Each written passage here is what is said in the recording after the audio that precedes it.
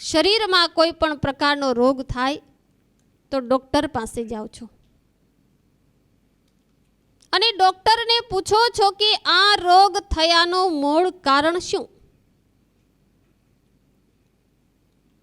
ચોમાસાની અંદર અતિ વરસાદ આવતો હોય ને જો તમારા ઘરની અંદર વરસાદનું પાણી પડતું હોય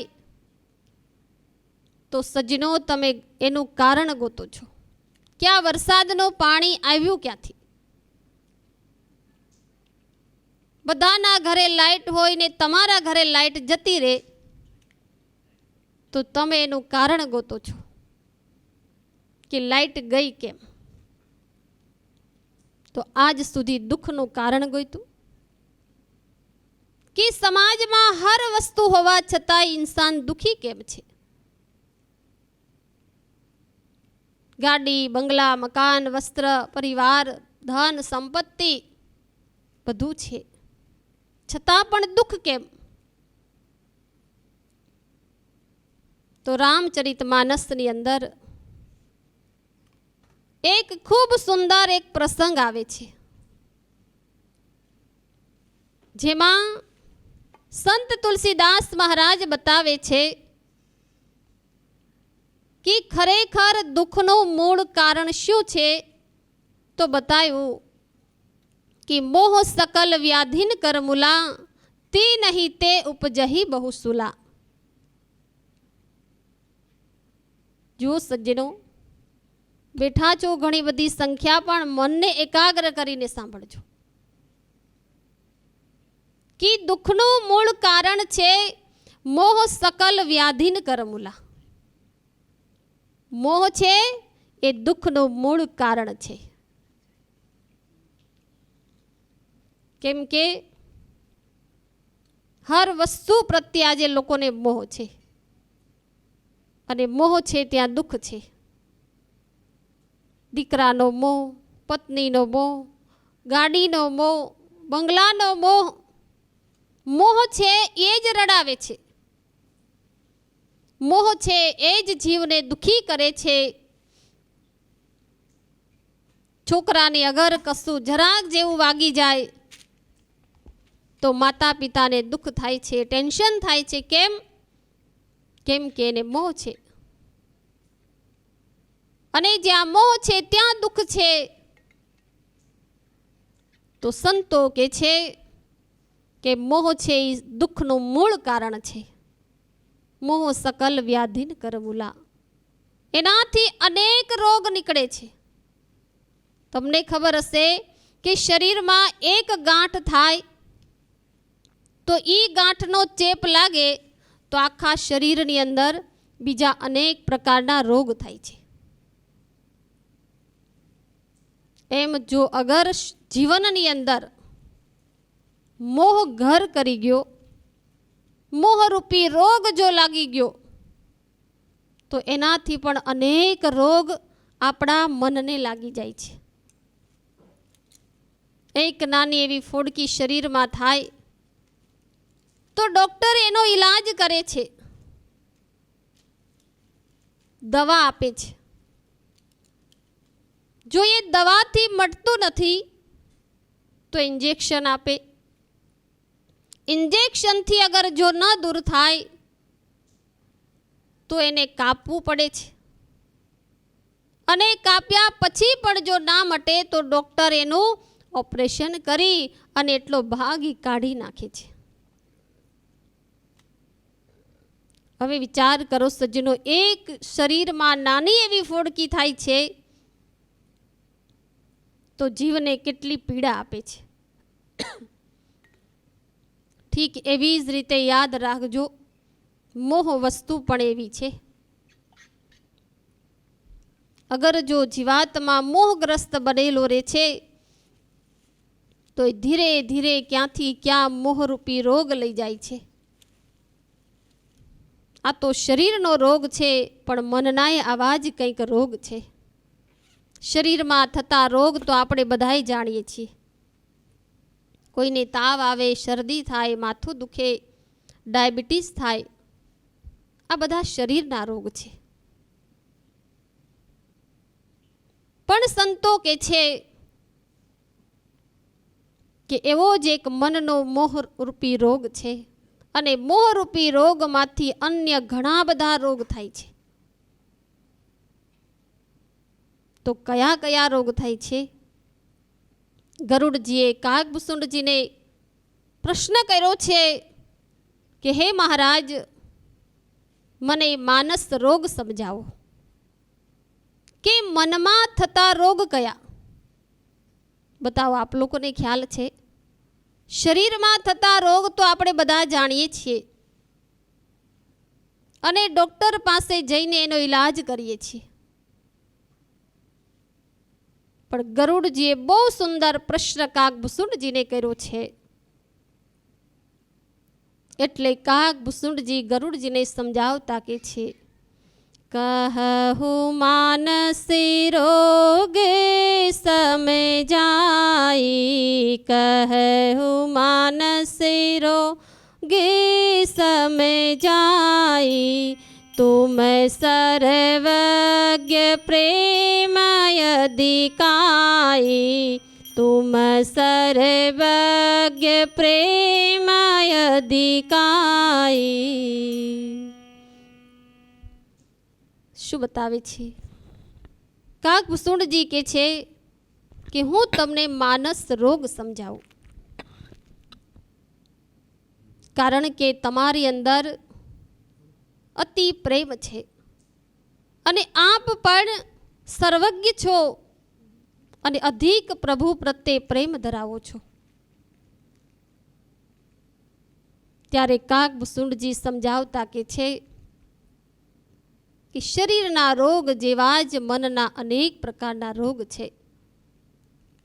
એટલે તુલસીદાસ મહારાજ કે છે, કામ વાતી કફ લોભય પારા, કામ વાતી કફ લોભ પારા, કામ વાતી કફ લોભય પારા, કામ વાતી કફ લોભ પારા, ક્રોધ પીત નીતિ છાતી જારા, ક્રોધ પીત નિત છાતી છારા, કામ વાતી કફ લોભય પારા, કામ વાતી કફ લોભ પારા, ક્રોધ પીત નીતિ છાતી જારા, ક્રોધ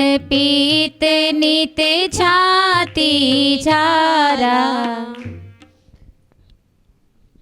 કાગભૂષુંડજી કે છે, હે ગરુડજી, આમ તો અનેક પ્રકારના મનના રોગ છે, પણ હું તમને મુખ્ય 3 રોગ બતાવું છું. જેમ શરીરમાં અનેક પ્રકારના રોગ છે, પણ મુખ્ય 3 રોગ છે. કયા રોગ છે? કફ, વા અને પિત્ત. મુખ્ય 3 રોગ જેમ શરીરના છે, એવી જ રીતે મુખ્ય મનના પણ 3 રોગ છે. કયા કયા? તો કીધું કે કામ, વાત, કફ, લોભ પારા.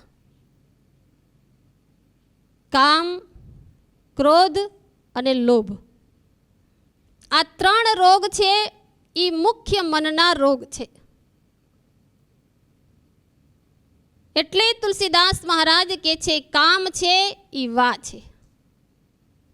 જેમ તમને શરીરમાં વા થાય તો અનેક પ્રકારના વા બતાવ્યા છે.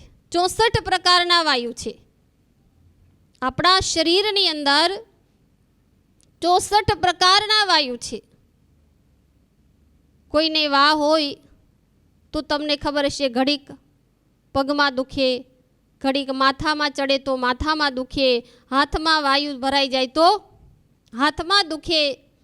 ઘણાય કહેતા હોય આ ફરતો વા છે, આખા શરીરમાં દુખાવો થયા જ કરે છે. એવી જ રીતે સજનો જે કામ છે, ઈચ્છા છે, એ પણ માનવની ફરતી જ રહે છે. મનની કામનાઓ અનેક હોય છે આજ કોઈ એવી ઈચ્છા થઈ કે ચલો ભાઈ સત્સંગમાં જવું છે, તો આપ લોકો સત્સંગમાં આવીને બેઠા છો. હવે સત્સંગમાંથી ઘરે જશો તો વળી પાછું મન કાંઈક એવી ઈચ્છા કરશે, ચલો ઘરે નથી જાવું, હોટલમાં જઈને આજે જમી લેશું. જો માણસના મનની કામનાઓ ઈચ્છાઓ ફરતી જ રહે છે, અને મનનો સ્વભાવ પણ એવો છે. એક મનની ઈચ્છા પૂરી કરો એટલે મન તરત બીજી ઈચ્છા ઊભી કરે છે. મનનું કહ્યું અગર જો જીવાત્મા કર્યા જ કરે છે તો જીવ ધીરે ધીરે મનનો ગુલામ બનતો જાય છે. એટલે આપણા સંતો કહે છે કે મનના ગુલામ ન બનો, પણ મનને તમારું ગુલામ બનાવી દો. પણ આજ હરેક ઇન્સાન મનનો ગુલામ બનેલો છે. અને મનનો ગુલામ કેવી રીતે બને છે? જેમ તમને એક વાત બતાવું કે બાળક નાનું હોય ત્યારે બાળક એના માતા પિતાને એમ કહે છે, મમ્મી મને તું ચોકલેટ આપ. એટલે એની મમ્મી એને ચોકલેટ લઈને આપે છે. ધીરે ધીરે બાળક મોટું પણ થતું જાય છે, એની ઈચ્છાઓ ઓર વધતી જાય છે કે માં તું મને સુંદર વસ્ત્ર દે, સારા સારા કપડાં પહેરાવ.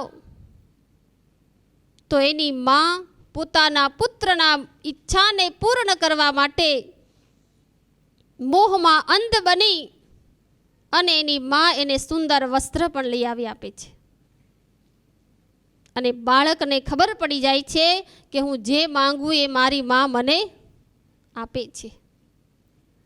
થોડો મોટો થાય છે ઓર બાળક ઈચ્છા કરે છે, માં તું મને એક સાયકલ લઈ આવી આપ. હવે માં એને સાયકલ પણ લઈ આવી આપે છે. જે બાળકની ઈચ્છા થાય છે એ માં એને ઈચ્છાને પૂર્તિ કરે છે. હવે સજ્જનો વિચાર કરો કે ચોકલેટ આપી, સારા કપડાં આપ્યા, સારું ખાવાનું આપ્યું, સાયકલ પણ આપી, ધીરે ધીરે બાળક મોટો થતો ગયો અને બાળક વિચાર કરે છે કે માં હવે તું મને બહુ સુંદર મોબાઈલ લઈ આવી આપ. જ્યારે મોબાઈલની વાત આવે છે ત્યારે માં એને ના પાડે છે, કેમ કે એની માને ચિંતા છે કે મોબાઈલથી મારો બાળક કદાચ બગડી પણ શકે છે, એના જીવનમાં કોઈ એવી ખરાબ અસર પણ થઈ શકે છે. કેમ કે માતા પિતા પોતાના પુત્રનું ભલું ચાહતા હોય છે. માં ના પાડે છે કે બેટા હું તને મોબાઈલ નહીં લઈ આપું. અને એ સમયની અંદર બાળકે જિંદગીમાં કોઈ દી માના મોઢે ના નથી સાંભળી, પણ આટલો મોટો થયો ત્યારબાદ એણે ના શબ્દ સાંભળ્યો એટલે એને તરત જ આઘાત લાગે છે. અને આઘાત લાગે છે તો આજકાલ તમે જોયું છે સમાજમાં કે એ બાળક પોતાના માતા પિતાની સાથે વ્યવહાર બદલી નાખે છે. એનો પ્રેમ ધીરે ધીરે ઓછો થવા લાગે છે. અને કોઈ બાળકને તો એટલો આઘાત લાગે છે કે પોતે આત્મહત્યા પણ કરી લેતા હોય છે. ઠીક સજ્જનો, આવી જ હાલત એક જીવ અને મનની હોય છે. મન પણ ક્યારેક એવી ઈચ્છા કરે કે ચલો મારે આજે બજારની અંદર જતા મારે પાણીપુરી ખાવી છે, એટલે જીવાત્માએ મનને પાણીપુરી ખવડાવી. પછી વિચાર કરે કે સુંદર સુંદર કપડાં છે, નવરાત્રિ આવે, વાર તહેવાર આવે, બજારમાં નીકળો, માર્કેટોની અંદર એટલા બધા સુંદર દ્રશ્ય દેખાતા હોય, મનમોહક વસ્ત્ર હોય, મન ઈચ્છા કરે કે આ મારે કપડાં પહેરવા છે. જીવ એની ઈચ્છા પૂર્ણ કરે છે. ધીરે ધીરે સજ્જનો જેમ બાળકની ઈચ્છા માં પૂર્તિ કરતી ગઈ એવી જ રીતે જીવ પણ મનની ઈચ્છાને પૂર્ણ કરે છે. અને મન કેવું બની ગયું? જીવનું ગુલામ બની ગયું. જો શું કામ? કે પહેલેથી જ એના બાળકને એની માતાએ ક્યારેય ના ન પાડી, ક્યારેય એને સમજાવવાનો પ્રયાસ નહીં કર્યો કે બેટા આ ચોકલેટ તારા જીવનની અંદર આગળ જતાય દાંતને નુકસાન કરશે. જો પહેલેથી બાળકને સમજાવી દીધું હોત તો એનો બાળક આત્મહત્યાના માર્ગ સુધી ન પહોંચી શકત. ઠીક સજ્જનો, સંતો એમ કે છે કે પહેલેથી તમે તમારા મનને જો સમજાવતા રહ્યા હોત તો આ મન આ ગતિ સુધી ન પહોંચત. કઈ ગતિ? તો કીધું છે જેમ એકવાર સ્વામી રામતીર્થજી પોતે કે છે પ્રોફેસર હતા અને સ્કૂલે જઈ રહ્યા હતા તો રસ્તામાં એક લીંબુની લારી જોઈ. એમણે લીંબુ ખરીદ્યા કે ચલો મેં ક્યારેય લીંબુનો સ્વાદ નથી લીધો, ચાલો થોડા લીંબુ લઈ લઉં. લીંબુ લઈ અને ઓફિસમાં ગયા, ટેબલ ઉપર મૂક્યા. મન કે છે કે આને કાપ અને મને એનો રાસ સ્વાદ ચખાડ. જો મન વ્યક્તિને ક્યાંથી ક્યાં લઈ જાય છે. મન કે છે તો લીંબુ ખરીદી લીધા. મને કીધું કે મારે ખાવા છે તો એણે ખાઈ પણ લીધા. કાપવાની વાત થઈ એટલે અંદરથી એક બીજો અવાજ આવે છે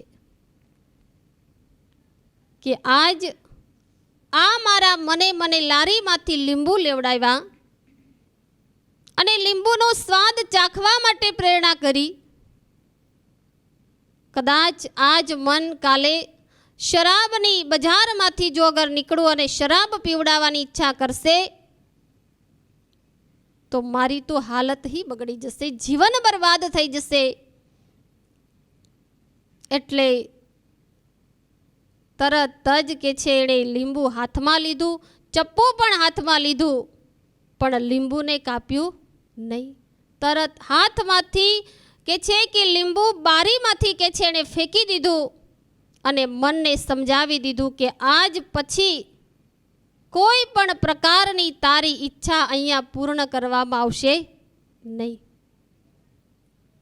સજ્જનો, અગર જો આવી રીતે તમે મક્કમ રહેશો તો મન તમારું ગુલામ બની જશે અને નહીતર જો મનની ઈચ્છાઓ પૂર્ણ કરતા રહેશો તો તમે મનના ગુલામ બની જશો. કેમ કે મનની અનેક પ્રકારની ઈચ્છાઓ ઊભી થતી હોય છે અને કીધું છે ઈચ્છા એવી અભાગણી જેનો ન આવે અંત, જબ તક મન મેં ઈચ્છા હે તબ તક મિલે ના ભગવંત. આજ આપણે જોઈએ છીએ કેવી કેવી ઈચ્છા હોય છે. એટલે એક સંતે કીધું છે ચાહ ન જાને ક્યા ક્યા कराने लगी, चाह न जाने क्या क्या दिखाने लगी, चाह न जाने क्या क्या कराने लगी, चाह न जाने क्या क्या दिखाने लगी, चाह पैसों से आनों में आने लगी, चाह न जाने क्या क्या कराने लगी, चाह पैसों से आनों में आने लगी, चाह ना जाने क्या क्या कराने लगी, चाह पैसों से रुपये बनाने लगी, चाह न जाने क्या क्या कराने लगी, चाह पैसों से रुपयों बनाने लगी, चाह ना जाने क्या क्या कराने लगी, चाह रुपये से कोठी चिनवाने लगी, चाह न जाने क्या क्या कराने लगी। चाह रुपये से कोठी छिनवाने लगी, चाह ना जाने क्या क्या कराने लगी। चाह कोठी में मोटर बुलाने लगी, चाह न जाने क्या क्या कराने लगी। चाह में मोटर बुलाने लगी, चाह ना जाने क्या क्या कराने लगी। चाह मोटर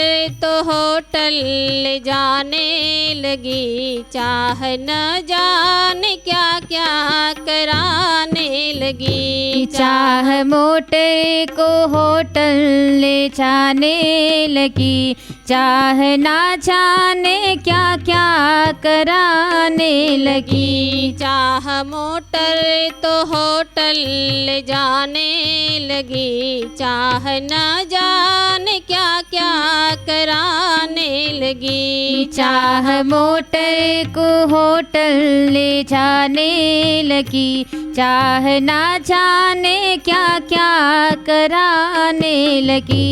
जो सजनों, चाह, चाह माने की ઈચ્છા. ઈચ્છા વ્યક્તિને ક્યાંથી ક્યાં લઈ જાય છે. चाह पैसों से आनों में आने लगी, चाह आनों से रुपये बनाने लगी. एक माथी बे करवानी ઈચ્છા થઈ, अनेक पैसा अनेक रुपया भेगा थई जाए. व्यक्ति विचार करे कि चलो हवे एक सरस मकान बनावी लईए. एक सुंदर मकान बनावવાની ઈચ્છા થાય છે. મકાન બની ગયા પછી છતાંય સંતોષ નથી.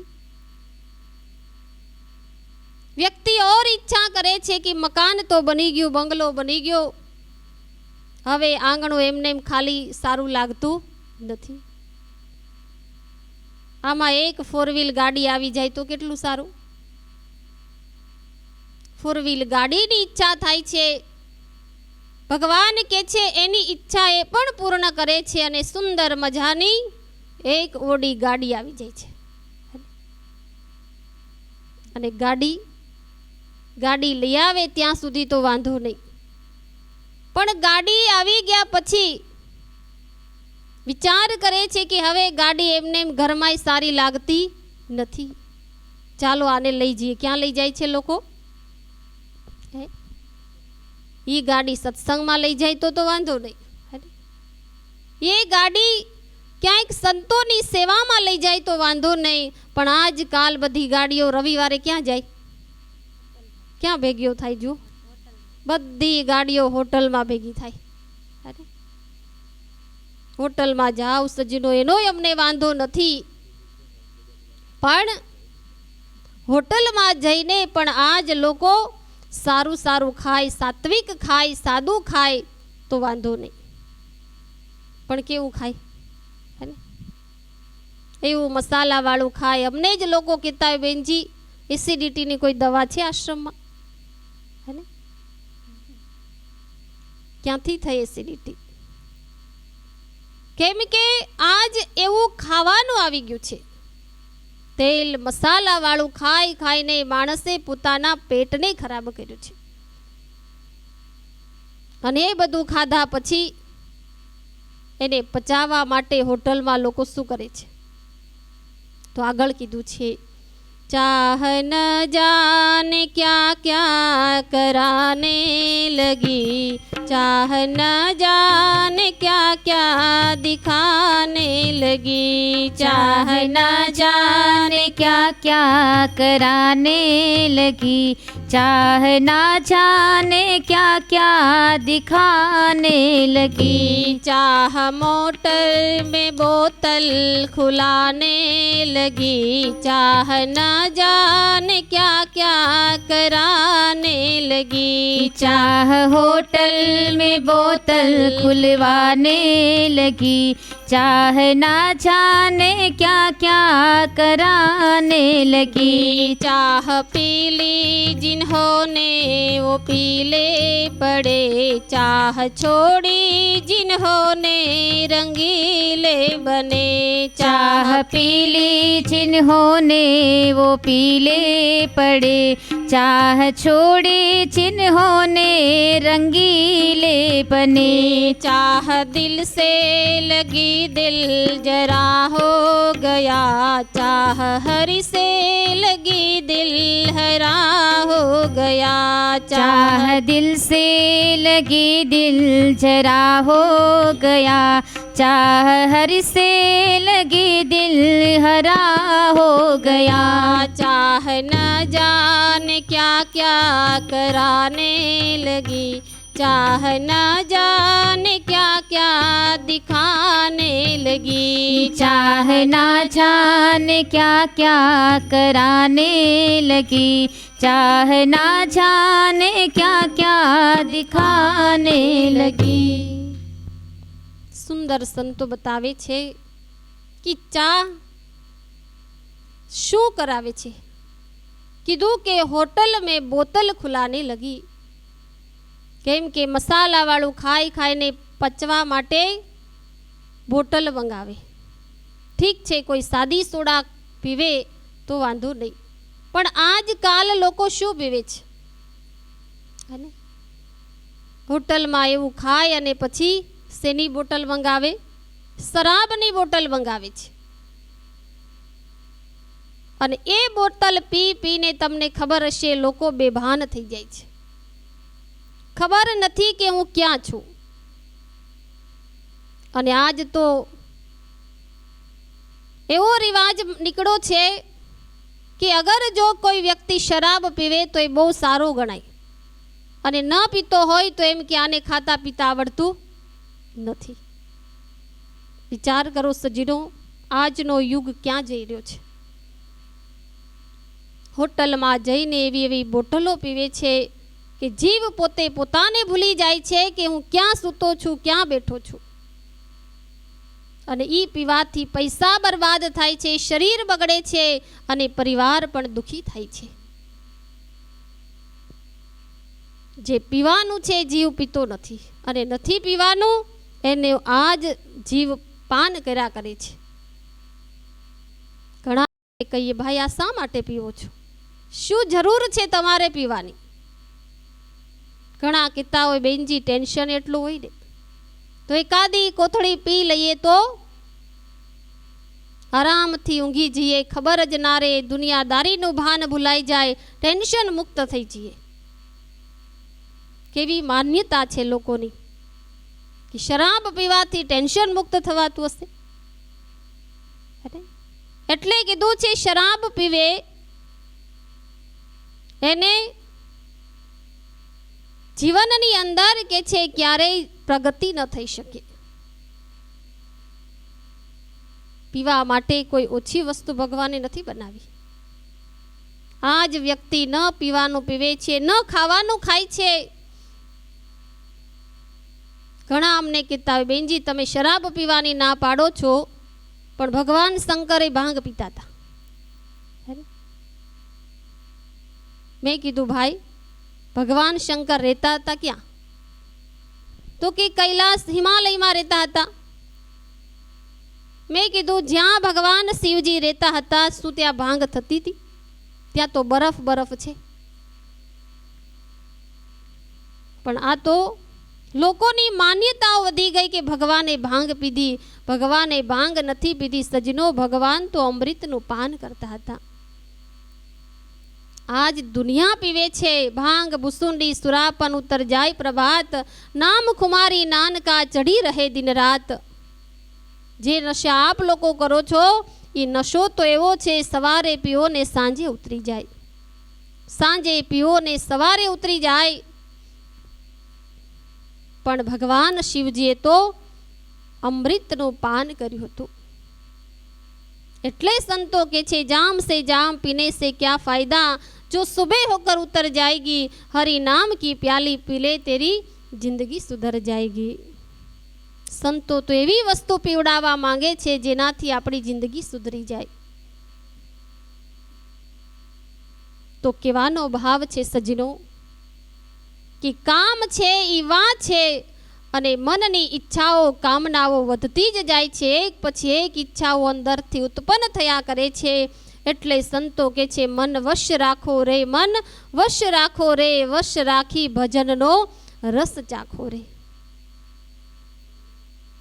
બાકી મન કહે છે એ પ્રમાણે જો અગર કર્યા જ કરશો તો મનની કોઈ ગતિ નથી. મનને માકડા જેવું કીધું છે, કોઈ મનને ચંચલ કીધું છે. ગીતામાં પણ અર્જુન કહે છે હે પ્રભુ, એક બાણ મારવાથી આકાશના ટુકડા કરી શકું છું, એક બાણ મારું તો પાતાળમાંથી પાણી કાઢી શકું છું, એક બાણ મારું તો હવાની પોટલી બાંધી શકું છું, પણ હે પ્રભુ હું મનને વશ કરી શકતો નથી. આવું ચંચળ મન છે. અને આ ચંચલ મનને વશ કરવું પડશે. કેમ કે વશ કરશો તો જ અસલી આનંદનો રસ ચાખી શકશો. નહીતર મનની અંદર જો આ ઈચ્છા રૂપી કામના રૂપી રોગ ઘર કરી ગયો તો યાદ રાખજો આ કામના જેવો બીજો કોઈ રોગ નથી. એટલે સંતો કે છે मन से बड़ा बहुरूपी न कोई, मन से बड़ा बहुरूपी न कोई, मन के बहकावे में नया, मन राह भुलावे भ्रम में डाले, तू इस मन का दास न बने, मन को अपना दास बना ले, तू इसी मन का दास न बने, मन को अपना दास बना ले. શું કે છે કે મનના અનેક રૂપ છે. મન કે બહેકાવે में न आ, मन राह भुलावे भ्रम में डाले. મન જીવાત્માને ક્યાંથી ક્યાં લઈ જાય છે. આવું ભયંકર મન છે. આપ લોકો ભલે અહીંયા બેઠા છો પણ મનની અંદર જો કોઈને આમાંથી એમ થાય કે મારે માવો ખાવો છે તો હજારોની સંખ્યામાં બેઠા છો તો આમાંથી પણ ઊભા કરી અને તમને મેદાનની બહાર લઈ જશે. અને તમને શરમ નહીં આવે કે હજારોની સંખ્યામાંથી મારે વચ્ચે ઊભું કેમ થવું? મન તમને અહીંયાથી ઊભું કરીને લઈ જશે. આ છે મન. એ જ મન તમને જો સત્સંગમાં રસ ઇન્ટરેસ્ટ નહીં હોય તો આ જ મન ઘરે લઈ જઈને હમણાં ખાટલામાં સુડાવી દેશે. આખીર સજ્જનો આવું મન છે જીવાત્માને ક્યાંથી ક્યાં લઈ જયા કરે છે. એટલે કાગભૂષણજી કહે છે હે ગરુડજી, કામ વાત કફ લોભ અપારા, કે કામ છે એ વાની પ્રમાણે શરીરની અંદર જેમ વાયુ ફર્યા કરે છે એવી જ રીતે મનની કામનાઓ માણસની વધા જ કરે છે. અને કફ લોભ અપારા, જેવી રીતે શરીરમાં કફ થાય છે, કફ પ્રકૃતિ વધી જાય છે તો આપ લોકોને ખબર હશે કફનો ગુણ છે. કફ કેવો છે? જેમ એક ચિકાસ પદાર્થ છે એવી જ રીતે જેની અંદર લોભ છે એ લોભી વ્યક્તિ પણ કેવો હોય? જેને આપણે કહેતા હોય ને ચીકણો છે, સાદી ભાષામાં એને કંજૂસ કહેતા હોય. આ બહુ ચીકણો છે.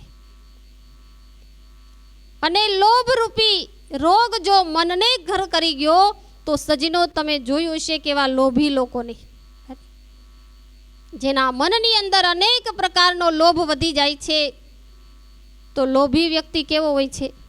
જે ન વાપરે ન કોઈને વાપરવા દે, જે ખુદ ન ખાય બીજાને ખાવા ન દે. એટલે તો તમને ખબર હશે કે એકવાર કવિ કાલિદાસ જેમણે એક સંતને પ્રશ્ન કર્યો કે માખીઓ જે છે એ હંમેશા હાથ કેમ રગડે છે? જોઈ છે તમે માખીઓને ક્યારે? નવરી બેઠી હોય ત્યારે શું કરતી હોય? હંમેશા પોતાના હાથને રગડા કરે છે. તો સંત કેવા લાગે છે કે માખી હાથ રગડે એનું કારણ છે. કાલિદાસ પૂછે છે શું કારણ છે, બતાવો મહારાજ. તો સંત કેવા લાગે છે કે જે મધમાખીઓ હોય છે એ હંમેશા ફૂલ ઉપર બેસે છે અને માખીઓ ફૂલ ઉપર બેસી અને ફૂલનો રસ ચૂસે છે. અને રસ ચૂસી અને માખી શું કરે છે? મધ બનાવે છે. સુંદર કે છે એક મધપૂડો બનાવે છે. કેટલી મહેનત કરે છે માખીઓ. સવારથી ઉઠી અને એક જ એની ડ્યુટી હોય છે. ઉઠે એટલે બગીચામાંથી એ મધના પૂડામાં ફૂલ ઉપરથી મધ ઉપર ને મધ ઉપરથી ફૂલ ઉપર રાત દિવસ મહેનત કરી અને માખીઓ ખૂબ સુંદર એક મધપૂડો બનાવે છે. અને જેવું જ મધ તૈયાર થાય છે ખાવા માટે બધી માખીઓ એટલી લલચાય છે જલ્દી આપણે ખાઈએ. પણ તમે જોયું હશે કે જેવી જ મધની ખૂબ સુંદર એ તૈયારી થાય છે અને મધ તૈયાર થાય એટલે એક મધપૂડો લેવા માટે એક વ્યક્તિ આવી જાય છે અને નીચે અગ્નિ તાપ કરે છે. એવો ધુમાડો કરે છે અને બધી માખીઓને ઉડાડી દે છે. મધ લેવા વાળો આવી અને બધું મધપૂડામાંથી મધ લઈને જતો રહે છે. અને આ દ્રશ્ય જ્યારે માખીઓ જોવે છે તો શું કરે છે? એટલે કીધું કે માખીએ મધ ભેગું કીધું, ખાધું ન કોઈને ખાવા દીધું, લૂંટનારાએ લૂંટી લીધું. અને પછી બે હાથ મસળા જ કરે છે કેમ કે એ પેલા કોઈને ખાવા દીધું નહીં, પોતે ખાધું નહીં અને લૂંટનારા લૂંટી ગયા. ઠીક સજ્જનો, લોભી જે વ્યક્તિ હોય છે એને પણ ગતિ કંઈક આવી જ હોય છે. જે અતિ સંપત્તિ ભેગી કરે છે, ખૂબ ધન માલ કમાય છે, પણ ક્યારેય સારા કાર્યમાં વાપરતો નથી. અને કદાચ કોઈ વાપરતું હોય તો પણ એને જોઈ શકાતો નથી અને જોઈ પણ શકતો નથી. એક ભાઈ હતા, અતિ લોભી હતા. કોઈ દી ક્યાંય ધર્મ કાર્યમાં આવી રીતે સત્સંગની અંદર ક્યારેય કોઈ દાન પુણ્ય ના કરે. ગામની અંદર કોઈ શુભ કાર્ય પ્રસંગ થાય તો પણ એનું નામ કોઈ દિવસ દાનના લિસ્ટમાં ના હોય. આટલો બધો લોભી. એક વાર ક્યાંક આવી રીતે ધાર્મિક પ્રસંગમાં ગયેલો અને ત્યાં અનેક પ્રકારથી લોકો દાન કંઈક આપી રહ્યા હતા. તો આ ભાઈએ જ્યારે આ દાન આપવાનું દ્રશ્ય જ્યારે જોયું, બધાએ ફાળો લખાવતા હતા, દાન લખાવતા હતા. જ્યારે ભાઈએ જોયું તો બહુ ઉદાસ થઈ ગયા. ઘરે આવ્યા એટલે એની ઘરવાળીએ પૂછ્યું કે આજે મોઢું પડી કેમ ગયું છે? કેમ આટલા બધા દુઃખી છો? તબિયત ખરાબ છે? કે ના રે ના. તો કોઈ એવા કોઈ સમાચાર આવ્યા છે? તો કે ના. કોઈ ધંધામાં ખોટ આવી? તો કે ના. તો પણ આટલા બધા કેમ દુઃખી છો? શું ક્યારે તમે કે છે કોઈને ભૂલથી દાન આપી દીધું? કેમ કે ઘરવાળીને ખબર હોય ને ઘરવાળાનો સ્વભાવ કેવો છે. કોઈ દી દે નહીં, દેવાય ન દીધું હોય, જાતે ના દીધું હોય. એટલે એની ઘરવાળીએ કીધું કે શું જબરજસ્તીથી કોઈને આપવું પડ્યું, કોઈ દઈ દીધું? એ કે ના. તો કે તો શું થયું, કયો તો ખરા. એ કે એક વ્યક્તિ દાન કરતો તો નહીં, જોવાઈ ગયો. હે ને? વિચાર કરો સજ્જનો, લોભની પણ હદ હોય ને. આવા લોભી લોકો હોય છે સંસારની અંદર કે જે ખુદ પણ દાન પુણ્ય કરતા નથી અને કોઈ કરતા હોય તો જોઈ શકતા નથી. આ લોભ છે એક મનનો રોગ છે. અને આવા રોગથી બચવા માટે સંતો મહાપુરુષો જીવાત્માને પ્રેરણા આપે છે કે હે જીવ, આ લોભ રૂપી રોગને અગર જો પ્રવેશ કરે તો ધીરે ધીરે તો એને દૂર કરતો જશે, નતર આ લોભ રૂપી રોગ તને ક્યાંથી ક્યાં લઈ જશે. આવા એક નહીં પણ કાગભૂષુંડજી કહે છે કે મનના આવા અનેક રોગ છે, અનેક રોગથી જીવ જજુમે છે. પણ છતાંય જીવ કે છે કામ ક્રોધ લોભ મોહ અહંકારથી દૂર થતો નથી. અનેક પ્રકારની દવાઓ લોકો કરે છે ઈચ્છાઓથી બચવા માટે, મનને ઘણું સમજાવે છે પણ એ મન સમજતું નથી. લોભની પ્રકૃતિ છોડવા માટે અનેક પ્રયાસ કરે છે પણ જીવ કે છે લોભને છોડી શકતો નથી. કેમ કે પહેલેથી જ જેવી પ્રકૃતિ હોય છે, કીધું છે પ્રાણ અને પ્રકૃતિ મરે તોય સાથે જ જાય. તો ખરેખર સજ્જનો જીવનની અંદર આટલો બધો લોભ નહીં હોવો જોઈએ. કાગભૂષુંડજી કે છે કે ક્રોધ નિત પિત્ત છાતી જારા, કે ક્રોધ જે છે એ પિત્ત બરાબર છે. જેમ શરીરમાં લોકોને પિત્ત થઈ જાય હે ને, પિત્ત વધી જાય તો એસિડિટી થઈ જાય, એસિડિટી વધી જાય તો અલ્સર થાય, અને અલ્સર વધી જાય તો કેન્સર થાય. એમ યાદ રાખજો સજ્જનો, ક્રોધ જે છે એ પણ બહુ ખતરનાક છે. ઘણા લોકો અતિ ક્રોધ કરતા હોય છે, અને અતિ જીવ જ્યારે ક્રોધ કરે છે તો સંતો કે છે કે ક્રોધ કરવામાં તમને કેટલું નુકસાન થાય છે. એક લોહીનું ટીપું બનાવવું હોય તો કીધું છે કોઈ શાસ્ત્રોની અંદર કે અઠવાડિયું વ્યક્તિ ભોજન કરે છે અને એ જ્યારે પાચન થાય છે તો અઠવાડિયાનું ખાવાથી એને એક ટીપું લોહી બને છે. પણ એ ટીપું લોહી અગર વ્યક્તિ 1 મિનિટ ક્રોધ કરે છે તો એ લોહીનું ટીપું એનું ક્રોધમાં બળી જાય છે.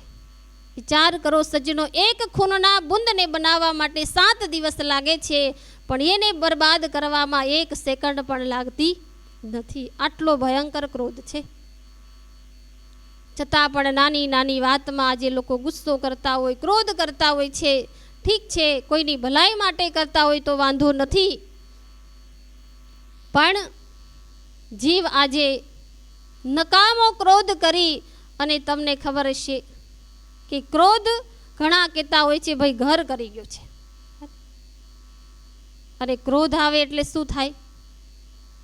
સૌથી પહેલા અસર ક્યાં થાય હે ને?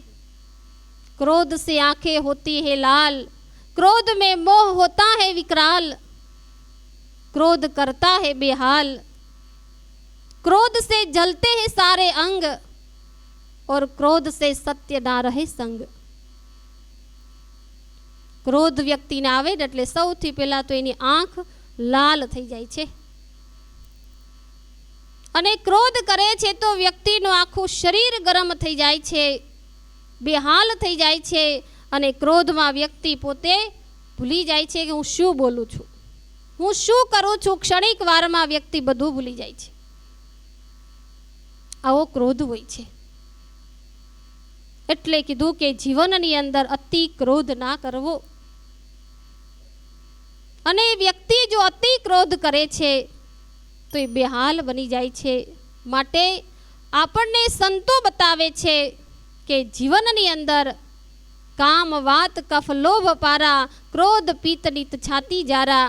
અને ક્રોધ અતિ ક્રોધ કરે છે એટલે એ તરત જ છાતીની અંદર જેમ એસિડિટી થાય એટલે ક્યાં બળે, કહેતા હોય પેટમાં બળવા લાગ્યું, આ થવા લાગ્યું. એવી રીતે વ્યક્તિ અતિ ક્રોધાયમાન થાય છે ત્યારે આખો લાલ લાલ થઈ જાય છે. અને એટલે જ સંતોએ કીધું આગ લગી આકાશ મેં જર્જર પડે અંગાર, સંત ન હોતે જગત મેં તો જલ વરતા સંસાર. ખરેખર સજ્જનો, અગર ક્રોધી વ્યક્તિ આવી રીતે ક્રોધ કરી અને સંસારનો નાશ કરી રહ્યા છે, કોઈ પરિવારનો નાશ કરી રહ્યા છે, પણ એમાંથી કોઈ સંત સદગુરુ હોય છે જે જીવાત્માને જ્ઞાન આપી એમાંથી એને ઉગારી લે છે. એના માટે જ સંતો મહાપુરુષો કે છે કે મનના આ 3 જે છે મુખ્ય મહત્વના રોગ છે, કામ ક્રોધ અને લોભ. તો હંમેશા યાદ રાખજો કે આ રોગ કેવલ આપણને જ નહીં પૂરા સંસારને લાગેલા છે. દરેકના જીવનની અંદર દરેકના મનને આ રોગ લાગેલા છે, રોગ ઘર કરી ગયા છે. અને એટલે જ તો તમે જુઓ કે શરીરમાં કોઈ રોગ હોય તો આપણે કોઈ ડૉક્ટર પાસે જઈને સારા કરાવી શકીએ છીએ, પણ મનના રોગના ડૉક્ટર કોણ? કેમ કે આજે તો ડૉક્ટરો છે નહીં, મનના રોગ લાગેલા છે. તો એ મનની દવા શું? આ રોગની દવા શું? મને દવા દેજો ને ગુરુદેવ રે, મને મારું માંદું પડ્યું. મને દવા દેજો ને ગુરુદેવ રે, મને મારું માંદું પડ્યું. મને દવા દેજો ને ગુરુદેવ રે, મને મારું માંદું પડ્યું. મને દવા દેજો ને ગુરુદેવ રે, મને મારું માંદું પડ્યું. નહીં ભાવે કડવાઓ સડ રે, મને મારું માંદું પડ્યું. નહીં ભાવે કડવા ઉસડ રે, મને મારું માંદું પડ્યું. શરદી ને ગરમી નથી, નથી તાવ કે ટાઢ, પેટ માથું દુખતું નથી, હે નથી થાતી કલેજામાં વાડ રે, મને મારું માંદું પડ્યું. નથી થાતી કલેજામાં વાઢ રે, મને મારું માંદું પડ્યું. મને દવા આપો ને ગુરુદેવ રે, મને મારું માંદું પડ્યું. મને દવા આપો ને ગુરુદેવ રે, મને મારું માંદું પડ્યું. મને ભાવે ના કડવાઓ સડ રે, મને મારું માંદું પડ્યું. મને ભાવે ના કડવા ઉસડ રે, મને માંદું પડ્યું. લુલુ લોભિયું ને લાલચું, મન ચંચળ ને ચોર, અટક ચાળું ને આળસું, હે ગેલો મનડું હરાયું ડોર રે, મને મારું માંદું પડ્યું. ઘેલું મનડું હરાયું ઢોર રે, મને મારું માંદું પડ્યું. મને દવા આપો ને ગુરુદેવ રે, મને મારું માંદું પડ્યું. મને દવા આપો ને ગુરુદેવ રે, મને મારું માંદું પડ્યું. મને ભાવે ના કડવાઓ સડ રે, મને મારું માંદું પડ્યું. મને ભાવે ના કડવા ઉસડ રે, મને મારું માંદું પડ્યું. ઇન્જેક્શન એક આપીને આપજો દવાનો ડોઝ, પછી ઓપરેશન કરી નાખજો, હે મારો ટળી જાય ભવનો રોગ રે, મને મારું માંદું પડ્યું. હે મારો ટળી જાય ભવનો રોગ રે, મને મારું માંદું પડ્યું. મને દવા આપો ને ગુરુદેવ રે, મને મારું માંદું પડ્યું. મને દવા આપો ને ગુરુદેવ રે, મને મારું માંદું પડ્યું. પુરુષોત્તમ ટળે વાસના, તો મન સુધરે શેતાન, વેદ ગુરુ વિશ્વના, હે દેજો નામ રૂપી દવાય રે, મને મારું માંદું પડ્યું. હે દેજો નામ રૂપી રે દવાઈ રે, મને મારું માંદું પડ્યું. મને દવા આપો ને ગુરુદેવ રે, મને મારું માંદું પડ્યું. મને દવા આપો ને ગુરુદેવ રે, મને મારું માંદું પડ્યું. મને ભાવે ના કડવાઓ સડ રે, મને મારું માંદું પડ્યું. મને ભાવે ના કડવાઓ સડ રે, મને મારું માંદું પડ્યું. મને દવા આપો ને ગુરુદેવ રે, મને મારું માંદું પડ્યું. મને દવા આપો ને ગુરુદેવ રે, મને મારું માંદું પડ્યું. ભક્ત કે છે કે હે ગુરુ મહારાજજી, મને દવા આપો, કારણ કે મારું મન બીમાર થયું છે. શરીર બીમાર થાય તો આપણે દવાખાને જઈએ છીએ, ડૉક્ટર પાસે જઈએ છીએ, દવા માંગીએ છીએ. પણ આજ કોણ બીમાર થઈ ગયું છે? મન બીમાર છે. અને મનનો રોગ આજ પૂરા સંસારને લાગેલો છે. જ્યાં જો ત્યાં બધાને કામ, ક્રોધ, લોભ, મોહ, અહંકાર રૂપી આ બધાય મનના રોગ છે. અને સંતો કે છે કે એની શું દવા લેશો? તાવ, શરદી, માથું દુખતું હોય તો ડૉક્ટર ગોળી આપે, એનાથી સારું ના થાય તો ઇન્જેક્શન આપે. પણ આ તો કેવા કેવા રોગ લાગ્યા છે, અને કામ, ક્રોધ, મોહ, અહંકાર રૂપી રોગ ઘર કરી ગયા છે. એની કઈ દવા છે? પેલા તો એના ડૉક્ટર ગોતો કે એના ડૉક્ટર કોણ છે. અને દવા તો એ આપી શકે જે નિરોગી હોય. ખુદ પોતે જ જો રોગી હોય તો બીજાને શું દવા આપી શકે? કેમ કે ખુદ લંગડો વ્યક્તિ હોય તો બીજાને દોરી શકે, ખુદ આંધળો વ્યક્તિ હોય એ બીજાનો સહારો ન બની શકે. ઠીક સજ્જનો, એવી જ રીતે જે ખુદ રોગી હોય, જેને મનની અંદર આવા અનેક પ્રકારના રોગ હોય, એ બીજાને દવા આપી શકે નહીં. આના માટે તો એવા ડૉક્ટર ગોતવા પડશે કે જે સ્વયં નિરોગી હોય. પણ સંતો કે છે કે એવા ડૉક્ટર સંસારમાં મળે ક્યાં? કેમ કે આખું જગત રોગી છે. એટલે કીધું ને, જો જો દેખું સો સો રોગી, રોગ રહિત મેરે સદગુરુ જોગી. જો જો દેખું સો સો રોગી, રોગ રહિત મેરે સદગુરુ જોગી.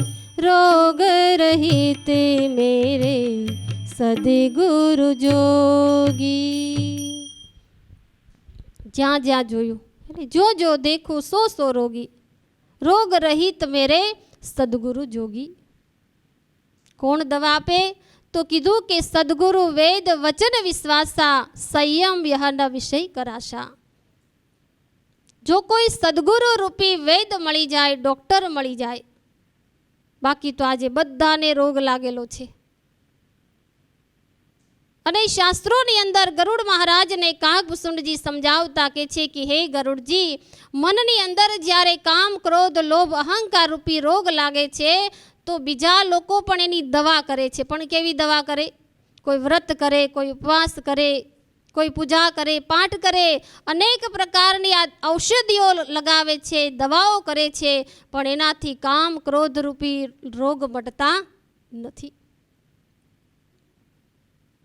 કેમ કે આ રોગ કોઈ સાધારણ રોગ નથી, આ ભયંકર રોગ છે. અને કાગભૂષણજી કહે છે કે અગર જો આ ત્રણેય ભેગા થાય, અને ઘણાને ક્રોધ હોય, ઘણાને લોભ હોય, અને તમને ખબર જ હશે કે શરીરમાં 3 પ્રકારના રોગ હોય છે, 3 નાડી મુખ્ય છે, અને લોભ, પિત્ત અને વાયુ. લોભ હોય છે અને ક્રોધ હોય છે. પણ જો એ ત્રણેય ભેગા થાય, પિત્ત, કફ અને વાયુ, જો ત્રણેય ભેગા થાય તો શરીરમાં શું થાય? ખાલી કફ વધી જાય તો આપણને શરદી થાય, કોઈને ટીબી થાય, ક્ષય થઈ જાય છે, કોઈને પિત્ત વધી જાય તો કેન્સર થઈ જાય છે, અને કોઈને વાયુ પ્રકૃતિ વધી જાય તો એને કહે છે એવો આંચકો પેરાલિસિસ થઈ જાય છે.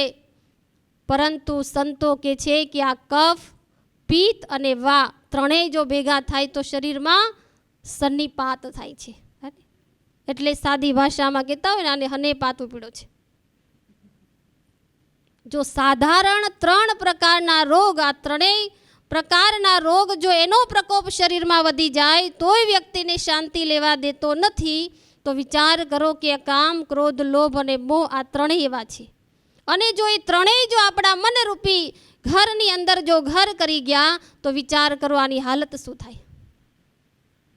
અને છે જ હે, બધાના મનની અંદર આ રોગ ઘેરાયેલા છે.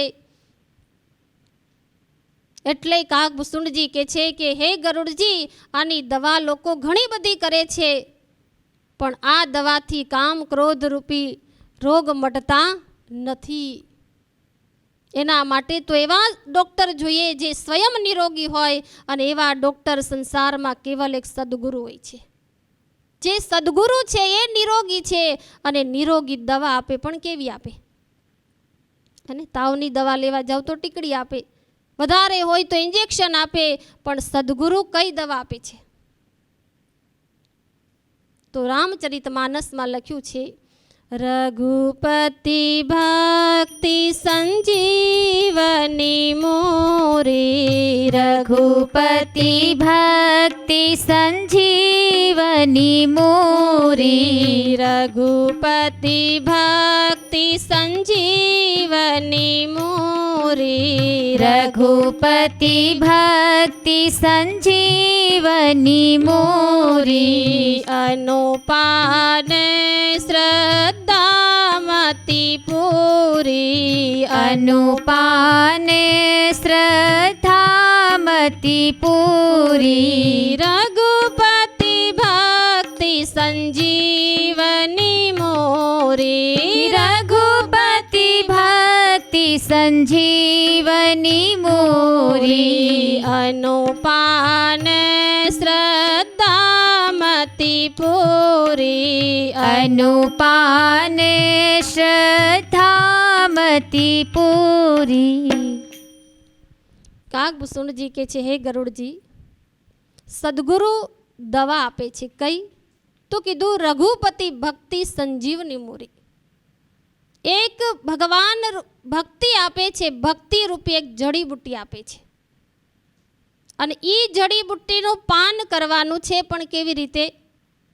તો કીધું કે અનુપાન શ્રદ્ધામતી મૂરી, કે એવી શ્રદ્ધાથી, ભાવથી એનું અનુપાન કરવાનું છે. ભક્તિ રૂપી જડીબુટ્ટી, નામ રૂપી જડીબુટ્ટીનું પાન કરો, પણ શ્રદ્ધા અને ભાવથી. અને આજ ડૉક્ટર દવા આપે, પણ જો તમે એને અંદર ઉતારો જ નહીં તો રોગ મટે ક્યાંથી? એમ ગુરુ મહારાજે નામરૂપી જડીબુટ્ટી તો આપી દીધી હોય, પણ જો એનું ભાવથી, શ્રદ્ધાથી ભજન જ ના કરો તો અંદરના રોગ ક્યારેય મટતા નથી. ભગવાનની ભક્તિ, નામ એક એવી જડીબુટ્ટી છે, અને કીધું છે સર્વ રોગોની દવા એ નામ છે. કબીરદાસ મહારાજ પણ કહે છે कि राम नाम की औषधि जो खरी खंत से खाए अंग पीड़ा व्यापे नहीं महारोग मटी जाए. एक नाम एक એવું છે કે જે નામ આ સર્વ રોગને દૂર કરવા માટે એક બહુ મોટી જડીબુટ્ટી છે. અને આવી જડીબુટ્ટી નું પાન જીવાત્માએ હંમેશા માટે કરવું પડે છે. એ નામનું ભજન કરવું પડે છે, નામનું સ્મરણ કરવું પડે છે. પણ વિચાર કરજો સજ્જનો, એ પરમાત્માના નામરૂપી જડીબુટ્ટી શું છે? એ નામ કયું છે? એ નામ કોઈ સાધારણ નથી. એ નામ કોઈ મોઢેથી બોલાય એવું નથી.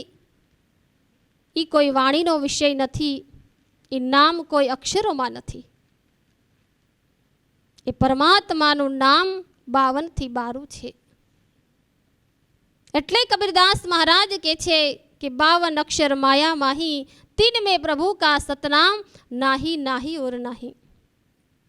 कि भगवानનો નામ એવું છે, એ નામરૂપી જડીબુટ્ટી એવી છે કે જે 52 અક્ષરોથી પર છે. આપ લોકો વિચાર કરતા હશો 52 અક્ષર કયા?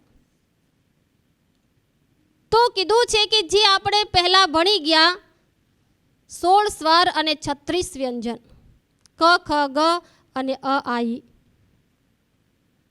આ સ્વર અને વ્યંજન મળીને 52 અક્ષર થયા. કાગભૂષણજી કહે છે કે આ 52 અક્ષરોથી બહાર એક પરમાત્માનું નામ છે કે જે નામ આ જીભેથી બોલાતું નથી, એ વાણીનો વિષય નથી. તો આખીર સજનો પરમાત્માનું એવું નામ કયું છે કે જે નામ વાણીમાં નથી, જે અક્ષરોમાં નથી એટલે અક્ષરાતીત કીધું છે. વાણીમાં નથી એટલે અવ્યક્ત કીધું છે, જેને આ જીભથી વ્યક્ત કરી શકાતું નથી. તો તમને વિચાર આવતો છે રામ રામ કૃષ્ણ કૃષ્ણ શું આ ભગવાનના નામ નથી?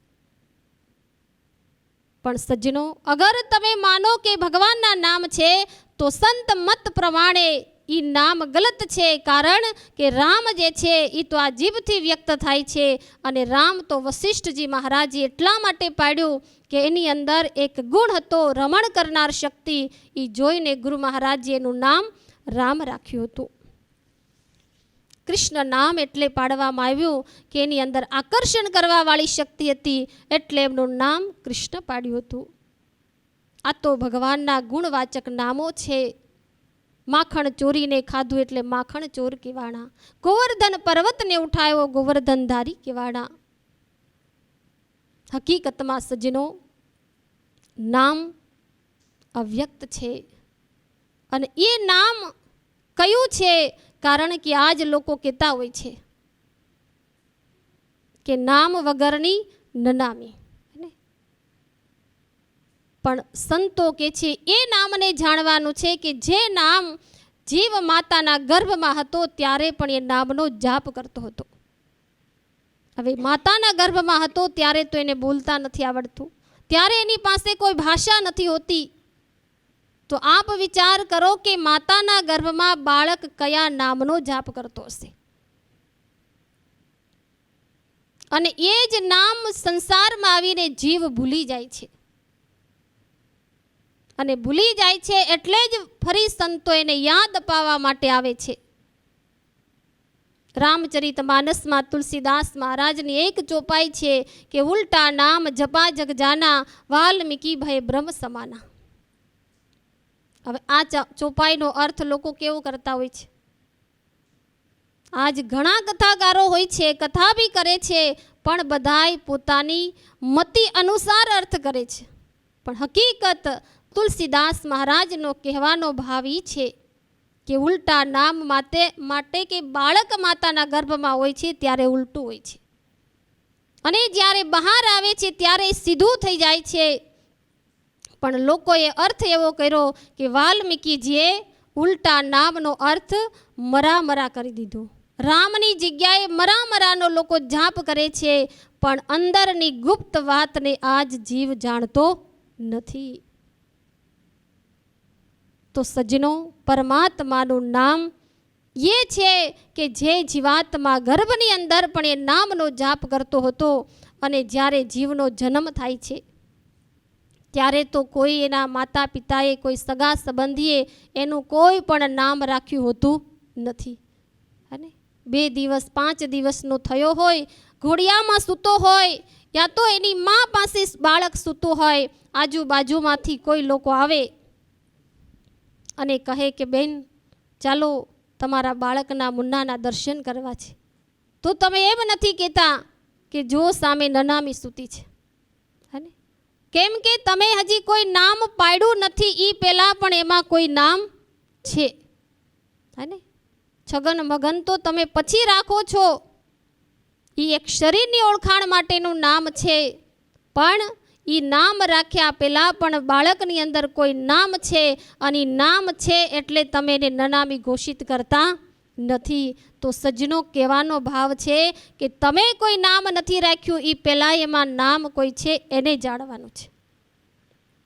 તો એ નામ કયું છે હે ને?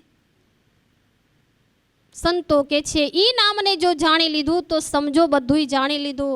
નામ લિયા તિન સબ લિયા સકલ શાસ્ત્ર કા ભેદ, બિના નામે નરકે પડા પડતા ચારો વેદ.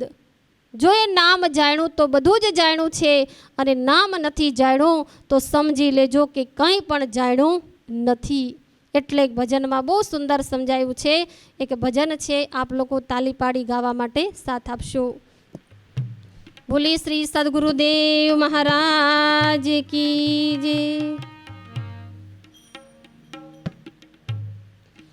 ભલે થાવું પડે હેરાન, ભજન મારે કરવું છે. સુખ દુઃખ માએ નામ હરિનો મારે લેવું છે. ભલે થાવું પડે હેરાન, ભજન મારે કરવું છે. સુખ દુઃખ માએ નામ હરિનો મારે લેવું છે. ભલે થાવું પડે હેરાન, ભજન મારે કરવું છે. સુખ દુઃખ માં નામ હરિનો મારે લેવું છે. ભલે થાવું પડે હેરાન, ભજનમાં કરવું છે. સુખ દુઃખ માં એ નામ હરિનું મારે લેવું છે. ભલે લાખ ઉપાધિ આવે, મારા મનડાને ભરમાવે. ભલે લાખ ઉપાધિ આવે, મારા મનડાને ભરમાવે. ભલે થવાનો હોય તે થાય, ભલે જુવાની ચાલી જાય. ભલે થવાનું હોય તે થાવે, ભલે જુવાની ચાલી જાય. તમારું થાવું છે, સુખ દુઃખ માં નામ હરિનું મારે લેવું છે. ભલે થાવું પડે હેરાન, ભજન મારે કરવું છે. સુખ દુઃખ માં એ નામ પ્રભુનું મારે લેવું છે. ભલે થાવું પડે હેરાન, ભજન મારે કરવું છે. સુખ દુઃખ માં એ નામ હરિનું મારે લેવું છે. ભલે થાવું પડે હેરાન, ભજન મારે કરવું છે. સુખ દુઃખ માં એ નામ હરિનું મારે લેવું છે.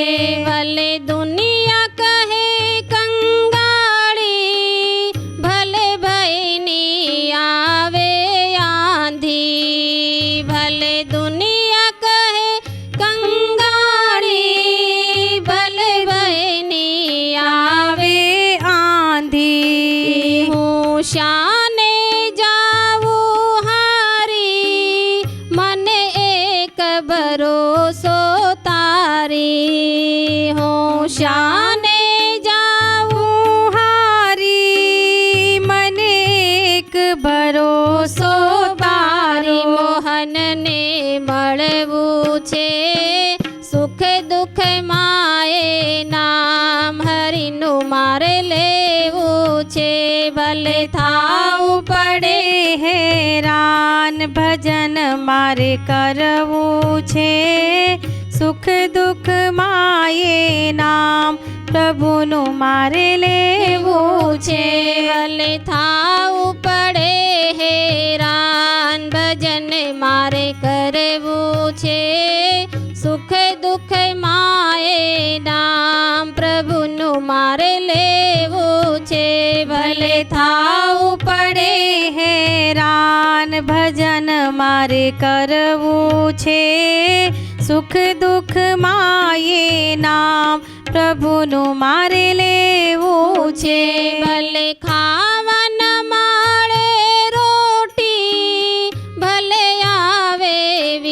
પેટ કસોટી ભલે ખાવાના માડે રોટી, ભલે હવે કસોટી મોટી, ભલે ઉપાધિ આવે મોટી, હું પાગલ ના થાવ ખોટી. ભલે ઉપાધિ આવે મોટી, હું પાગલ ના થાઉં ખોટી. પાર ઉતરવું છે સુખ દુઃખ માએ નામ પ્રભુનું મારે લેવું છે.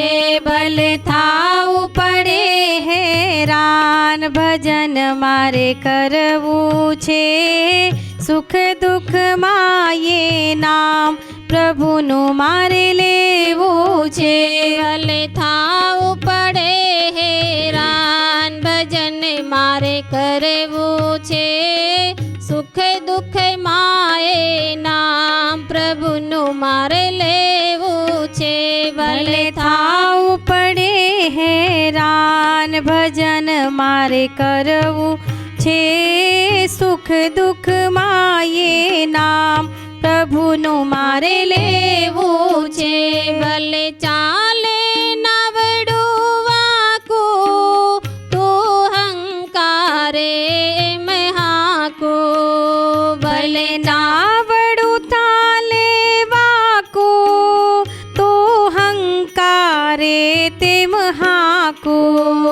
મારું તેડું થયું છે પાકું, હવે ભક્ત મંડળમાં નાચું. મારું તેડું થયું છે પાકું, હવે ભક્ત મંડળમાં નાચું. ચરણ મારેવું છે સુખ દુઃખ માએ નામ પ્રભુનું મારે લેવું છે. ભલે થાવું પડે હેરાન, ભજન મારે કરવું છે. સુખ દુઃખ માયે નામ પ્રભુનું મારે લેવું છે. ભલે થાવું પડે હેરાન, ભજન મારે કરવું છે. સુખ દુઃખ માએ નામ પ્રભુનું મારે લેવું છે. ભલે થાવું પડે હેરાન, ભજન મારે કરવું છે. સુખ દુઃખ માયે નામ પ્રભુનું મારે લેવું છે. તો સજ્જનો, કેટલું સુંદર ભજનમાં સમજાવ્યું કે ભલે થાવું પડે હેરાન, ભજન મારે કરવું છે. કેમ કે નામનું ભજન કરશો તો જ સુખ અને દુઃખથી પરે થશો. પરમાત્માનું નામ અગર જો વ્યક્તિ ભાવથી જપે છે, એ નામનું સ્મરણ કરે છે, તો કીધું છે કે નામનો જાપ કરવાથી કાળ પણ એનું કંઈ બગાડી શકતો નથી. જાકો રાખે સાઈયા, માર શકે નહીં કોઈ, બાલ ન બાકા કર શકે જો જગ વેરી હોય. નામનો પ્રભાવ એવો હોય છે કે જે નામનું ભજન સ્મરણ કરી લેવાથી કાળ પણ એનો વાળ વાકો કરી શકતો નથી. આવું નામ છે. વિચાર કરો સજ્જનો, તો એ નામ છે શું? આજ લોકો રામ રામનો જાપ કરતા હોય છે, પણ તમે વિચાર કરજો કે ધ્રુવ અને પ્રહલાદ કયા યુગમાં થયા? સતયુગની અંદર. હવે સતયુગની અંદર રામ અને કૃષ્ણ હતા પણ નહીં, હે ને? તો સજનો ધ્રુવ અને પ્રહલાદ કયા નામથી તરી ગયા? એટલે કીધું કે રામ રામ તો સબ કોઈ કહે, ઠગ ઠાकुर और चोर, पर ध्रुव प्रहलाद तर गए ओ नाम था कोई और. ધ્રુવ પ્રહલાદ તરી ગયા, એ કયું નામ હતું?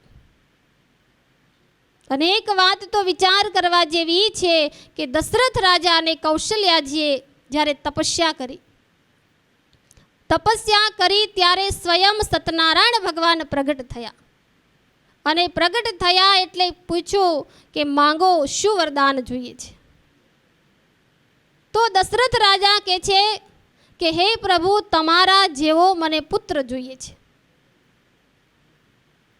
તો ભગવાન કહે છે કે મારા જેવો પુત્ર આ સંસારમાં કોઈ નથી, હું સ્વયં છું, હું એક છું. તો હું જ તમારા ઘરે અવતાર લઈને આવીશ. હવે સજ્જનો, ભગવાન રામચંદ્રજી ત્રેતાયુગની અંદર રામ રૂપે જ્યારે દશરથ રાજાના ઘરે અવતાર લઈને આવ્યા, પછી એનું નામ રામ રાખવામાં આવ્યું. પણ એ પહેલાં દશરથ રાજા અને કૌશલ્યાજીએ કયા નામથી ભગવાનની તપસ્યા કરી હતી? આખીર એ નામ કયું છે? અને એ જ નામને સંતો કે છે જાણવા જેવું છે. એટલે ગંગા સતી પાનબાઈને સમજાવતા કે છે જાણવા જેવી વસ્તુ અજાણ છે પાનબાઈ. જાણવા જેવું છે, પણ છતાંય આજ દુનિયા એનાથી અજાણી છે. અનેક પ્રકારના નામોનો જીવ જાપ કરે છે, પણ સત્ય નામને જાણ્યા વગર સજ્જનો બધું જ અધૂરું છે.